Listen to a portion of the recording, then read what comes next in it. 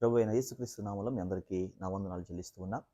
దేవుడిచ్చిన ఈ సమయాన్ని మనము సద్వినియోగం చేసుకుంటూ, అజ్ఞానుల వలె కాక జ్ఞానుల వలె మనము నడుచుకోవాలని, దేవుడు మనల్ని ఏ ఉద్దేశంతో దేవుడు మనల్ని ఏర్పాటు చేసుకొని ఉన్నాడో, ఆ యొక్క ఉద్దేశాన్ని నెరవేరుస్తూ, దేవుని చిత్తానికి మనము లోబడుతూ, ముందుకు వెళుతూ, దేవుని నామాన్ని కనపరచాలన్న విశ్వాసము, ఆలోచన కలిగి మనము జీవించాలనేది మీకు తెలియచేస్తూ ఉన్నాం. అయితే 2025 సంవత్సరం అంతయు దేవుడు మనల్ని జ్ఞాపకం చేసుకొని ఉన్నాడు. ఈ 2026 సంవత్సరంలోకి దేవుడు మనల్ని ప్రవేశపెట్టాడు.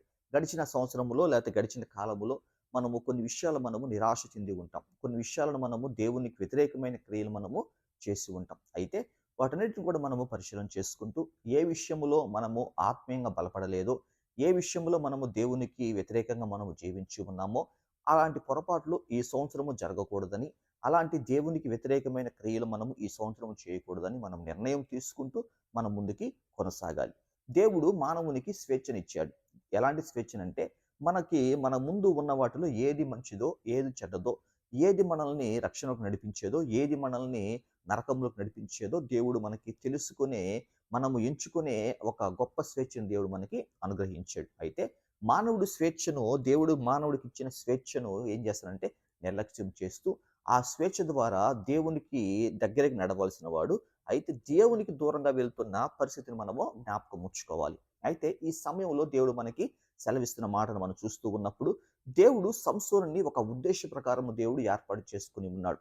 ఫిలిష్తీయులను యొక్క చెరలో నుండి ఇజ్రాయేలును కాపాడటానికి దేవుడు సంసోన్ని ఏర్పాటు చేసుకుంటే, సంసోను ఏ రీతిగా బలమైన కార్యములు చేస్తాడో, ఏ రీతిగా దేవుని నామాన్ని ఘనపరుస్తాడో దేవుడు తన ఉద్దేశమును తన యొక్క తల్లిదండ్రులకి చెప్పిన సందర్భాన్ని మనము జ్ఞాపకం ఉంచుకోవాలి.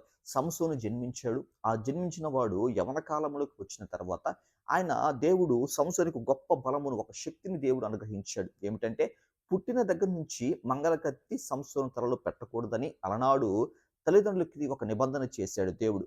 ఆ నిబంధన ప్రకారం జీవిస్తున్న సంసోను జీవితంలో దేవుడు తన కృపను తోడుగా ఉంచుతూ బలమును, శక్తిని అనుగ్రహించాడు. ఆ శక్తి ఎలాంటిదంటే, చేతిలో ఆయుధం లేకపోయినప్పటికీ కూడా సింహాన్ని చీల్చివేసేంత గొప్ప శక్తిని దేవుడు ఆయనకి అనుగ్రహించాడు. కారణం ఏమిటంటే, సంసోను తోటి దేవుడు నివసిస్తూ ఉన్నాడు. సంసోనులో తన యొక్క శక్తిని దేవుడు ఉంచి ఉన్నాడు. ఈ యొక్క విషయాన్ని మనము జ్ఞాపకం ఉంచుకోవాలి. అలాంటి శక్తిమంతుడైన సంసోను జీవితాన్ని మనము జ్ఞాపకం చేసుకుంటూ ఉన్నాం. అయితే తన వివాహ కాలములో, తనకి వివాహము జరిగిన తర్వాత తన మామ తన భార్యను సంసోను యొక్క స్నేహితుడికిచ్చి వివాహము చేసిన తర్వాత, ఫిలిష్తీయుల యొక్క పంటను నాశనం చేయటానికి 300 నక్కలను పట్టుకున్న సంసోను యొక్క శక్తిని మనము జ్ఞాపకం ఉంచుకోవాలి.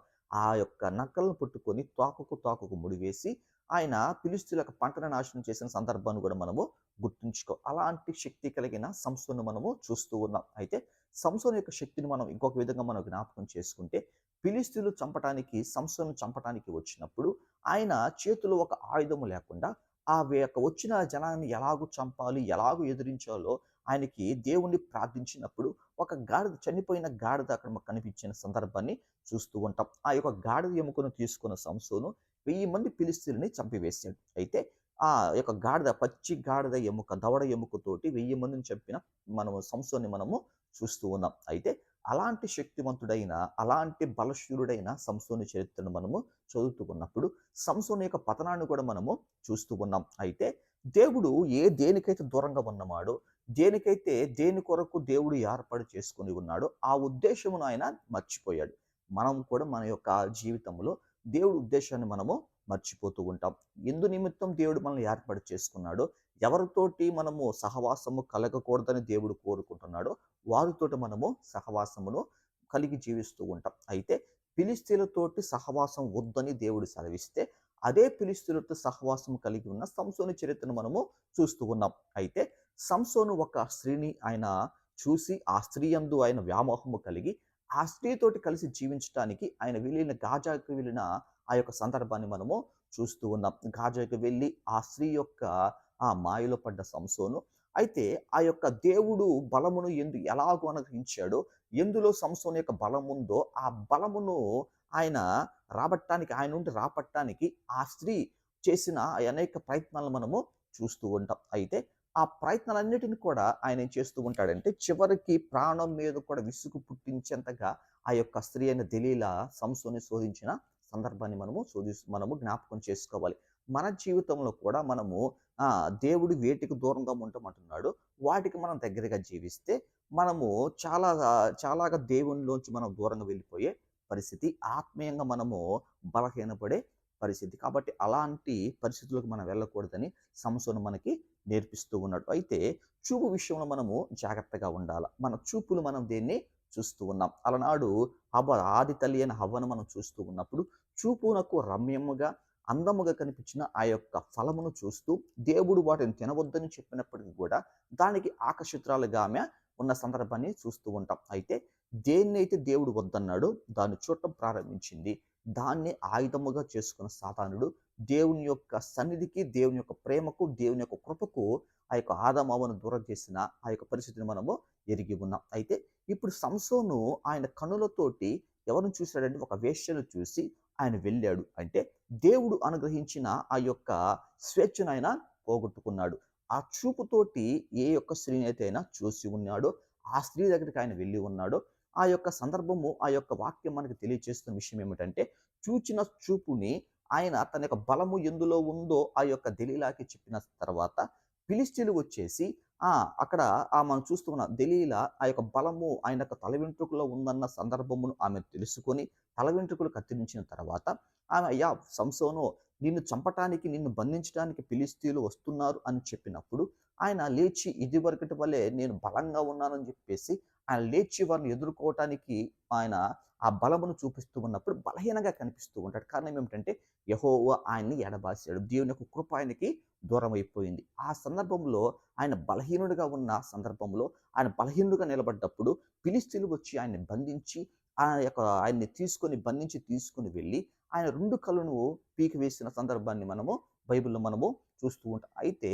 దేన్నైతే ఆయన చూడవద్దని చెప్పాడో, దేవుడు దేన్నైతే చూడవద్దన్నాడో అదే ఆయన చూశాడు కాబట్టి ఆ చూపునైన పోగొట్టుకున్నాడు. ఆయన తల వెంట్రుకలు కూడా కత్తిరించబడి, గుండు చేయబడి ఆ అష్టరోతు దేవత యొక్క గుడిలో ఆయన తిరగలి విసురుతూ ఉన్న సందర్భాన్ని మనము చూస్తూ ఉన్నాం. అయితే దేవుడు దేన్నైతే చూడవద్దని, ఎక్కడికైతే వెళ్ళొద్దని చెప్పాడో అక్కడ దాన్నే చూడటము, అక్కడికి వెళ్ళటము సంసోను యొక్క జీవితంలో మనము చూస్తూ ఉన్నాం. దేవుడిచ్చిన చూపునైనా పోగొట్టుకుని ఉన్నాడు. బలహీనుడిగా దేవుని నామాన్ని ఘనపరచవలసిన వాడు ఆ యొక్క అన్య దేవతల గుడిలో ఆయన తిరగలి విసురుతున్న సందర్భాన్ని మనము చూస్తూ ఉన్నాం. అయితే సంసోను దేవుడిచ్చిన స్వేచ్ఛను పోగొట్టుకున్నాడు. దేవుడిచ్చిన ఆ చూపును పోగొట్టుకునేవాడు. దేవుడిచ్చిన బలమును ఆయన పోగొట్టుకున్నాడు. ఈ సంవత్సరము మనము చేయవలసింది ఏమిటంటే గడిచిన కాలములో ఏ పొరపాట్లు మనం చేసి ఉన్నామో ఆ పొరపాట్లు మనము సరిదిద్దుకునే అవకాశము దేవుడు మనకి అనుగ్రహించాడు. సంసోను యొక్క జీవితం మనకు పాఠము నేర్పిస్తూ ఉంది.